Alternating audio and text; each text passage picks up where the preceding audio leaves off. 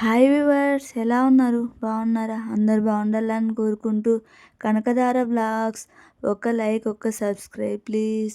నన్నెందుకు పెళ్ళి చేసుకున్నారు? ప్లీజ్ నన్ను ఒక్కసారి వదలండి, నేను వెళ్ళి ఆమెను పంపిస్తాను అని ఆవు పులి కథలో పులికి చిక్కిన ఆవు పడింది. సాత్విక, అసలు నువ్వు ఏమనుకుంటున్నావు నా గురించి? నా ప్యాలెస్లోకి గోడ దూకి వస్తే నాకు తెలియదు అనుకుంటున్నావా?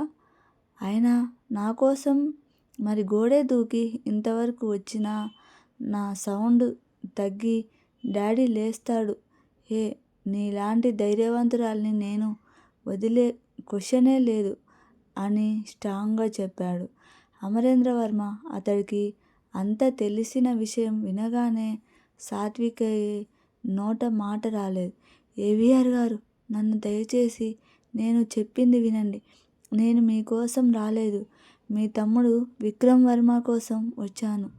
అతన్ని ప్రేమించాను అంది సాత్విక. నువ్వు ఇప్పటి వరకు ఎవరిని ప్రేమించావు అన్నది నాకు అనవసరం.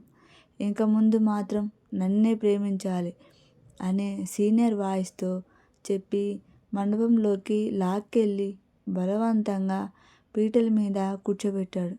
అమరేంద్రవర్మ, నా ప్రాణం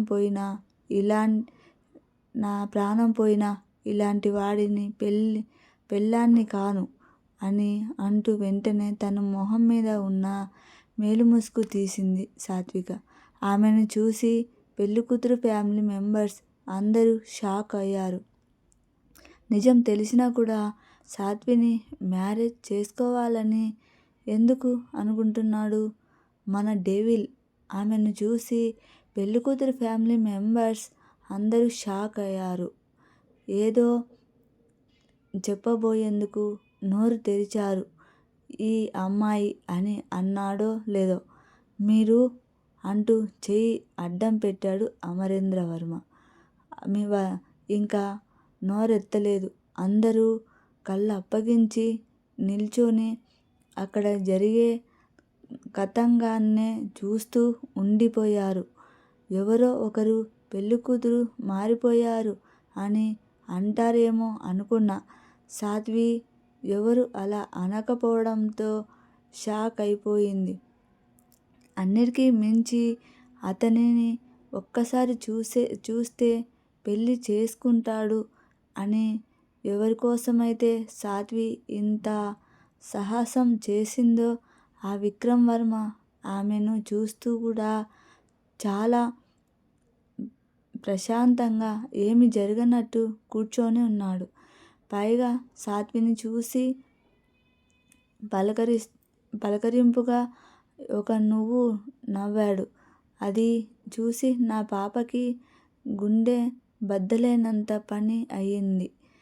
ఇంకా దేవుడు కూడా కాపాడలేడు ఏమో అని మనసులో అనుకుంటూ ఆలోచన సాగింది. అలా ఆలోచిస్తూ పక్కకు చూసిన సాత్వికకి కొంచెం దూరంలో ఒక పక్క నిలబడిన కావ్య కారు తాళాలు చూస్తూ స్టీరింగ్ తిప్పుతున్నట్టు చెయ్యి ఊపుతూ పరిగెత్తుకొని వచ్చే పారిపోదాం అన్నట్టు ఆమెకు పైగా సైగ చేసింది. అది చూసి నా సాత్వి ఇంకేం ఆలోచించకుండా వెంటనే మండపం కిందికి దూకి బయటకు పరుగు తీసింది. ప్యాలెస్ ముందు భాగంలో ఉన్న కారు స్టార్ట్లో ఉంది. ఆమె కోసం రెడీగా ఉంది కావ్య. ఏవిఆర్ మనుషులు, రౌడీలు తనని వెంబడిస్తున్నారు. వారికి దొరకకుండా సాత్విని ఎలాగో ఒకలా కారు ఎక్కింది. కావ్య కారుని స్టార్ట్ చేసింది. చాలా ఫాస్ట్గా ప్యాలెస్ గేటు వైపు దూసుకెళ్ళింది. ఆమె వెంటనే కారుకి సడన్ బ్రేక్ వేసింది. ఆపేసింది. ఏమైందో అని ఎదురుగా చూసిన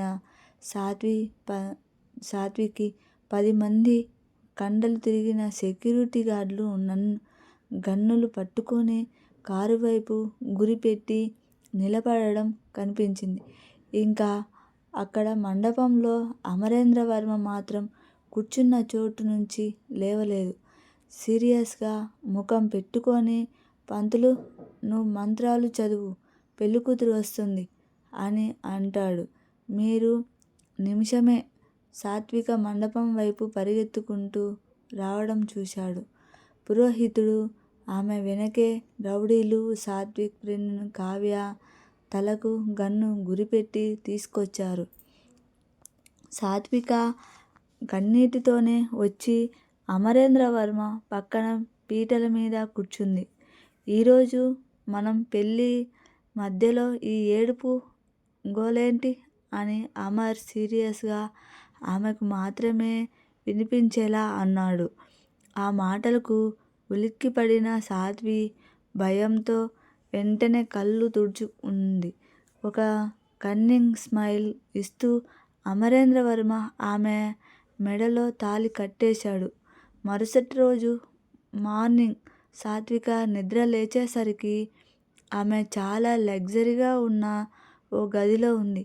లేవగానే చుట్టూ ఒక్కసారి చూసుకొని కంగారుగా ఆ గది తలుపులు తీసింది. బయట 2 సెక్యూరిటీ గార్డులు కాపలా కాస్తున్నారు. వెంటనే వెనక్కి వచ్చి ఆ గది కిటికీలోంచి దూకేద్దామా అని చూసింది. కానీ అది 3rd ఫ్లోర్. ఇక్కడి నుంచి దూకితే పారిపోవడం కాదు, పైకి పోతాను బాబోయ్ అని అనుకుంటూ ఏం చేయాలో తెలియక అలాగే వెనక్కి నడిచి బైక్ పైన కూర్చొని ఉండిపోయింది.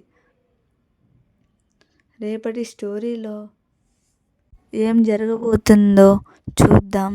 ఒక సబ్స్క్రైబ్, లైక్ అండి ప్లీజ్ అండి.